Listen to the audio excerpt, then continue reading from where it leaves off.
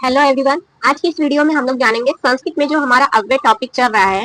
तो अव्यय क्या होता है और अव्यय के प्रकार, ये तो हम पिछली वीडियो में जान चुके हैं। लेकिन जो प्रकार है संस्कृत में, उसका जो पहला प्रकार है संस्कृत में क्रिया विशेषण अव्यय, उसके बारे में जानेंगे। तो क्रिया विशेषण अव्यय के भी प्रकार है। एक है देशवाचक, दूसरा है कालवाचक, तीसरा है रीतिवाचक, चौथा है परिमाणवाचक, पांचवा है हमारा प्रश्नवाचक। अब इन शब्दों में, इन प्रकारों में किन किन शब्दों का प्रयोग होता है ये जान लेते हैं। जैसे हमारा देशवाचक जो शब्द है, देशवाचक शब्दों में हमारा अत्र तत्र कुत्र ये शब्द आते हैं। जैसे हमारा उदाहरण है त्वम कुत्र वसति, तुम कहाँ रहते हो।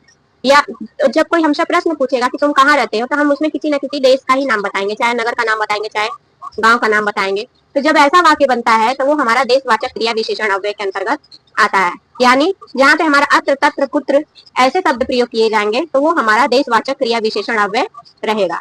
अब है हमारा कालवाचक। कालवाचक में क्या है, हमें समय का, काल मतलब क्या होता है समय, जिससे हमें समय का ज्ञान हो। यानी जहाँ पे जैसे हमारा जो सप्ताह का दिन है या हमारा महीना का दिन है, या हम ये भी कह सकते हैं कि जो समय है, अद्य स्व है, सदा, ये सब जो शब्द आते हैं अव्यय में, वो किसके अंतर्गत माने जाएंगे, कालवाचक में। जैसे हमारा उदाहरण है अद्य सोमवासरे अस्ति, आज सोमवार है। तो सोमवार है, इसमें अद्य क्या आ गया हमारा आज, यानी आज के समय को बता रहा है कि आज कौन सा दिन है, या जो समय है उसी उसकी वैल्यू बता रहा है। तो जहाँ पे अद्य स्व सदा है इन शब्दों का प्रयोग किया जाएगा तो आप लोग समझ जाइएगा वहां पे कालवाचक क्रिया विशेषण अव्यय है। अब है अगला हमारा रीतिवाचक। रीतिवाचक में क्या कौन कौन से शब्द आएंगे, हमारा धीरम और सहसा है। जैसे कोई कार्य है बहुत जल्दी हो जाता है, या अचानक हो जाता है, या बहुत ही स्लोली होता है, तो वहां पे हमारा रीतिवाचक क्रिया विशेषण वाले शब्द जो है प्रयोग होते हैं, जैसे धीरम और सहसा। इसी प्रकार हमारा अगला प्रकार है परिमाणवाचक। परिमाणवाचक शब्दों में क्या होता है कि मात्रा बताया जाता है, कि जैसे बहुत ज्यादा मात्रा रहे या कम मात्रा रहे।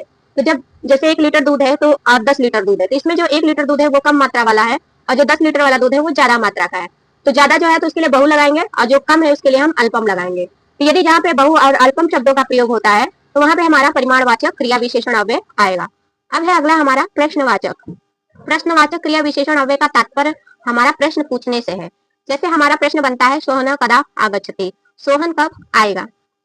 तो यहाँ पे क्या है, हमारा सोहन जो है कब, यानी प्रश्न पूछ रहा है, कोई जो है किसी से प्रश्न पूछ रहा है कि सोहन कब आएगा। तो प्रश्न में कदा शब्द आया, यानी जहाँ पे प्रश्नवाचक अव्यय आएंगे, कथा, कदा, कथम, किम, ये सब हमारे क्या है, प्रश्नवाचक क्रिया विशेषण अव्यय है। आई होप आप लोगों को क्रिया विशेषण अव्यय क्या होता है ये समझ में आया होगा। तो मिलते हैं अगली वीडियो में।